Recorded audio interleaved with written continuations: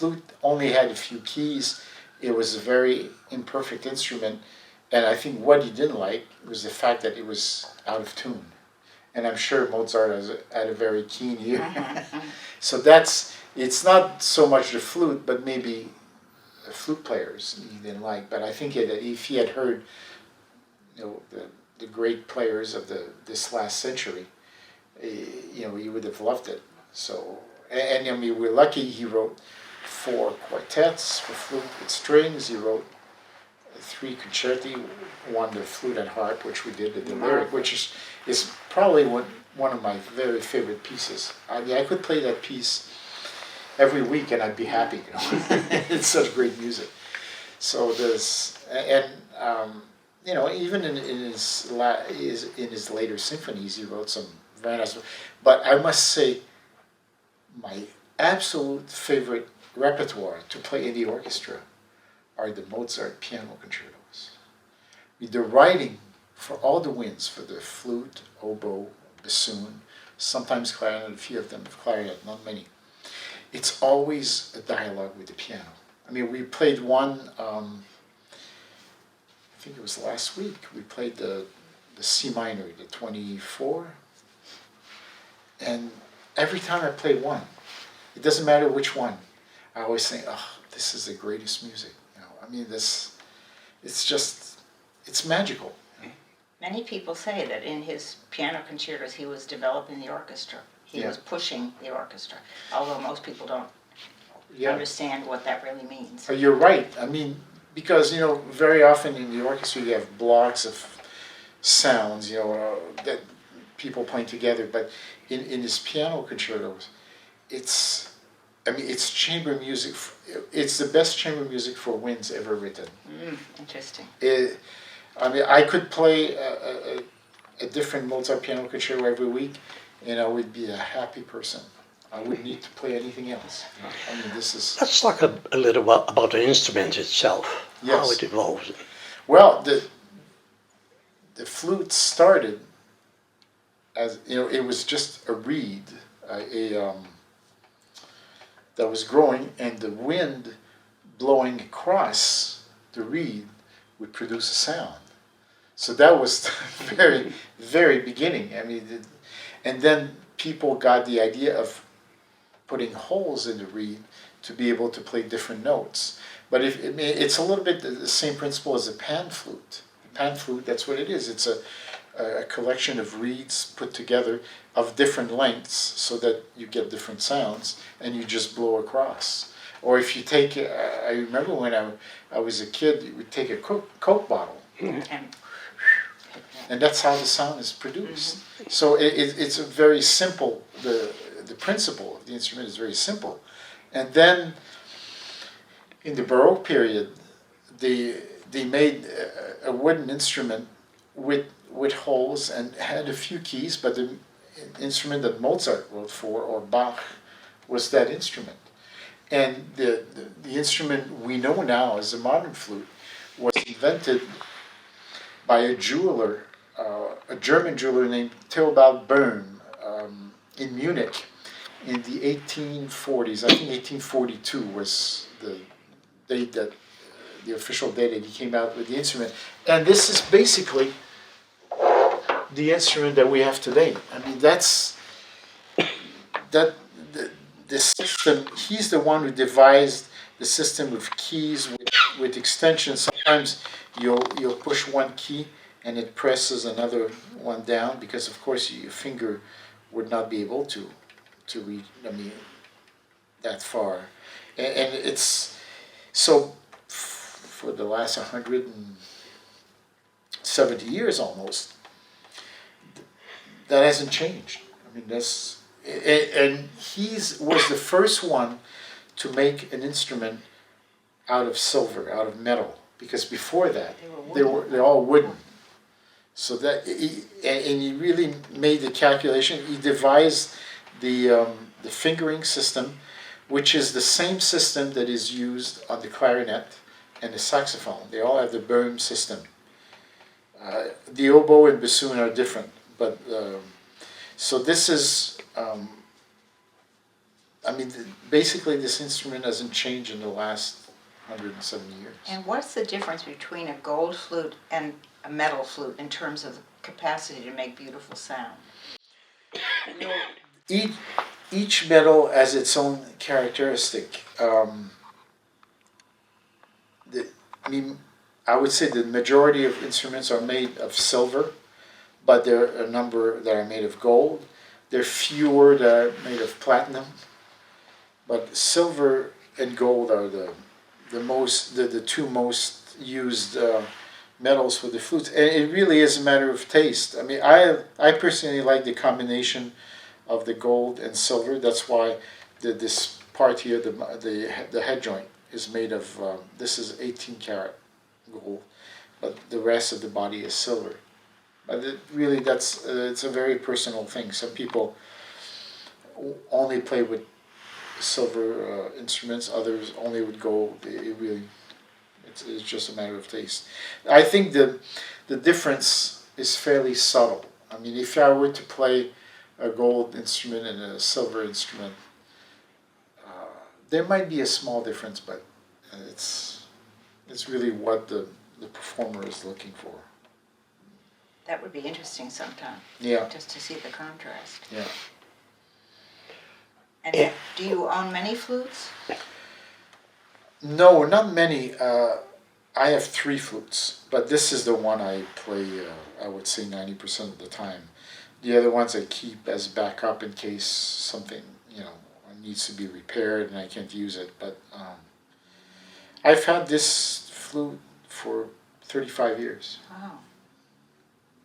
And is it still a Böhm flute? Is that who Yep. manufactures it in Germany? No. I mean, it's a Böhm system. But this one is made by Brennan Cooper in Boston. In the United States, it's interesting that most of the flute makers are either in the United States or in Japan. Oh, interesting. And all the flute makers in the United States are in the Boston area because way back at the beginning of last century, there were 2 flute makers, Haynes and Powell, and they were in Boston. And at some point, some of their employees left the company and started their own company. So now there are a lot more makers, but because they were working in Boston, they all seem to have stayed in the Boston area. So that's where Boston is the mecca for the flute making in America. What are the main characteristics that a player should have to play flute?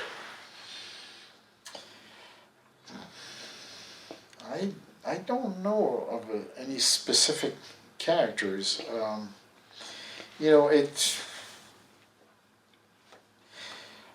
I think, the person should, I mean, if the person can make a sound without too much difficulty, I think that's maybe one of the prerequisites. But otherwise, it's like learning how to play the piano or any other instrument. I mean, There are more than one way to use, say, your mouth and the hole.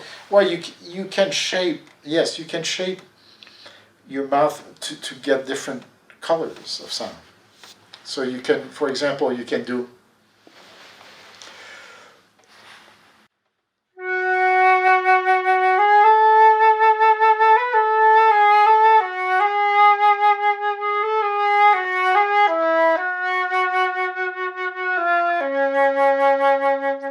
Or you can do.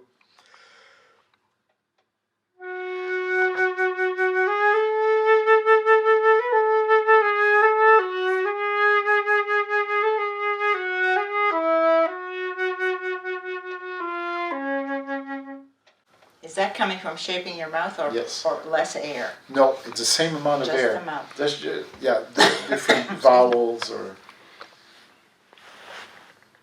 So there's one thing that is technique, the hands. Mm-hmm. There's other thing is inspiration, the brilliance of your voice or your Breathing. the way you play it.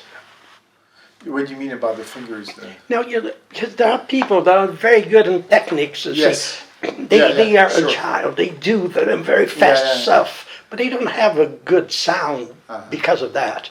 No, that's that's different.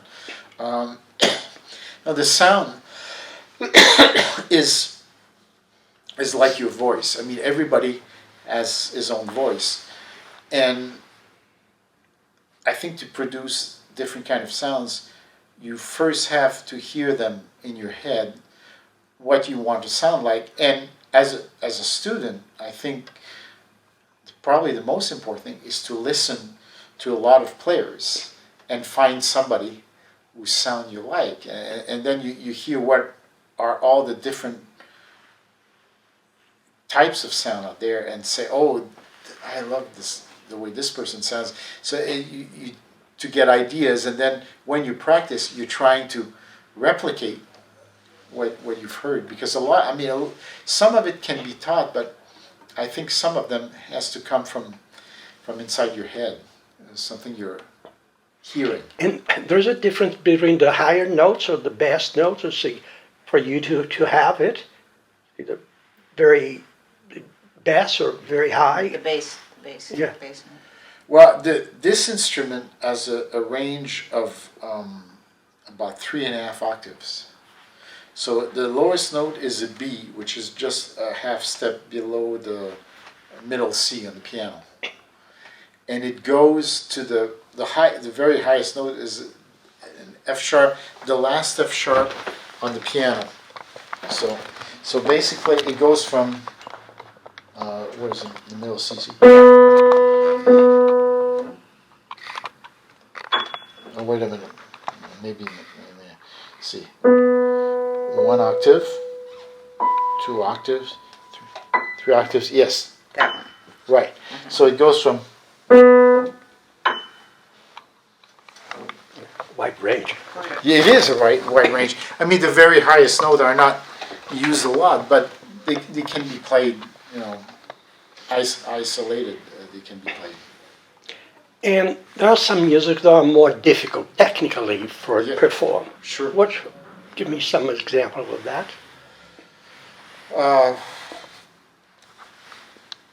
for some reason, it seems like Russian composers often write a lot of notes. Okay. I don't know why, but I mean, if you look at the music of Prokofiev, is very challenging.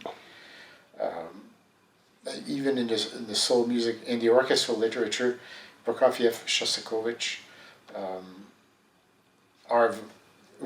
very often write very fast movements, scherzi or something like that, very fast movements. Yes.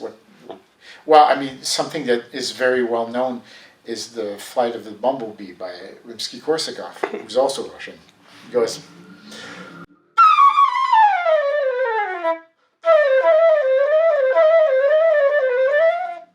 And it goes like this for 2 minutes.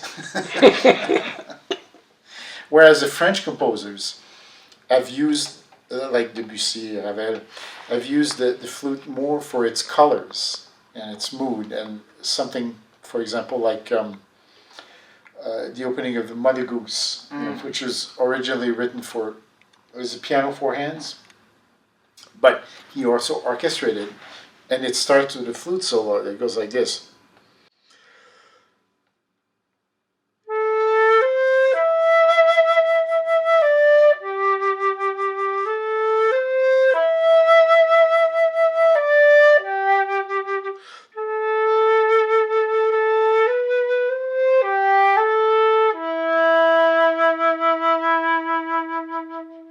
That's a greater interest in lyricism rather than technical virtuosity. Yeah. But it is technically virtuosic what you just did.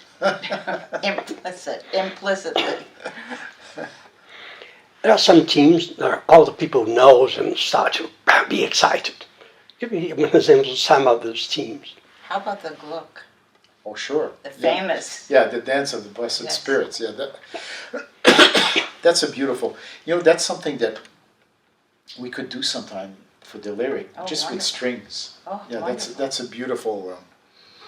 It's the context of it is it's in the opera Orpheus and Eurydice, And in the opera, when Orpheus loses Eurydice, it's not sung, it's danced by dancers. It's a pantomime, and the flute plays the solo, which goes like this.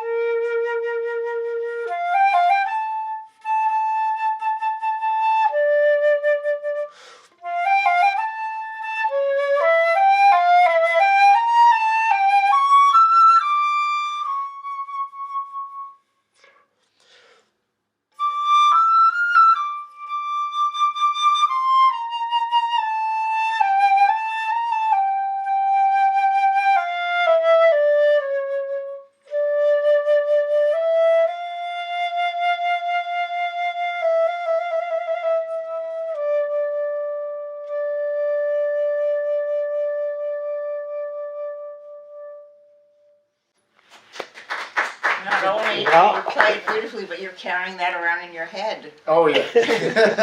And you're not playing in an opera orchestra a lot, so No. that's even more impressive. Well, it's something that, as you know, as flute player, you will play sometime in a recital or something. You told me that you like to teach. Yes. What is to teach music?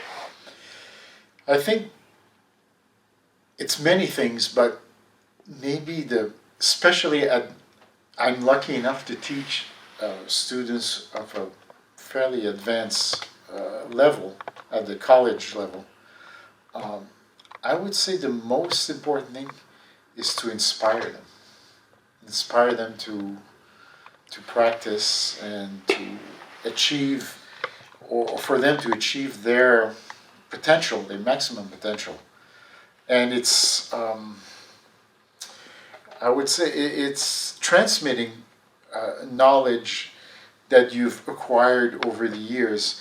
And I feel that during a week, when I work with a great conductor, I feel like I'm learning something. And then you come and teach and you sort of pass that along, you share it with other people. It's really a pleasure when you see someone, there's talent, isn't it, for a teacher? Oh, yes.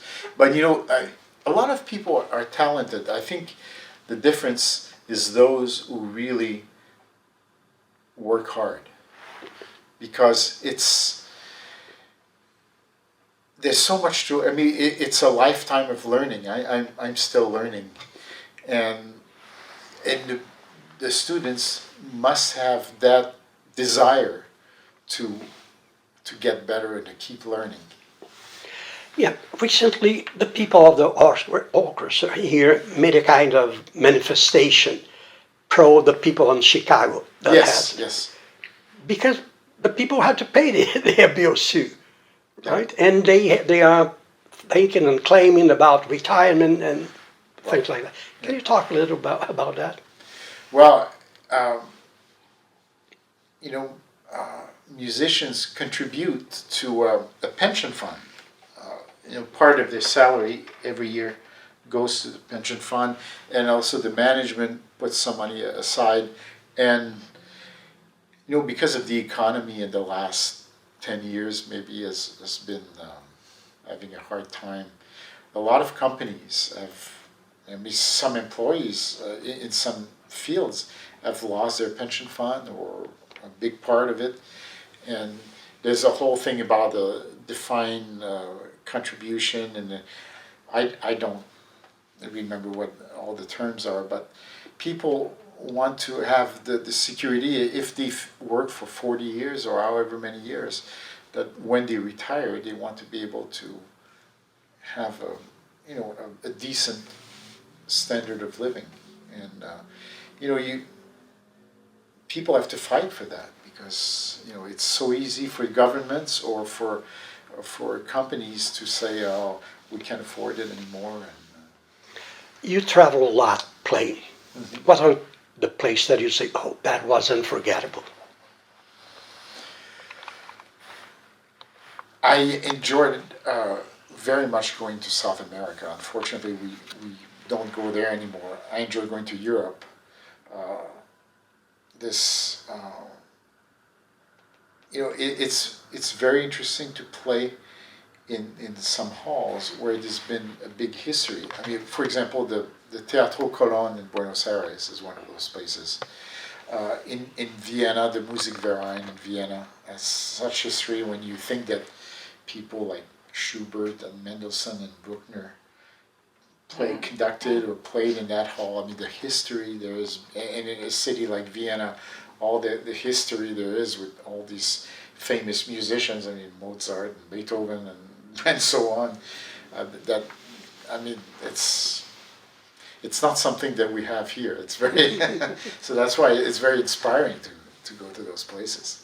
When you look at the period from 1780 to 90, Robbins Landon wrote a book, The Golden Years. Uh-huh. Every month there were 2 masterpieces being written, on average, by Haydn and Mozart.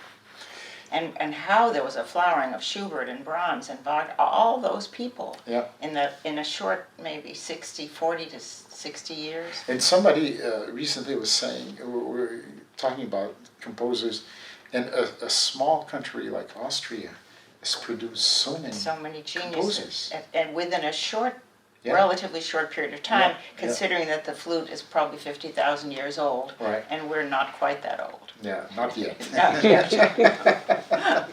Yeah, it's true. When you say Mozart, Haydn, Schubert, and then your Bruckner, not Wagner, Mahler. I mean, it's incredible for such a small country. It's amazing.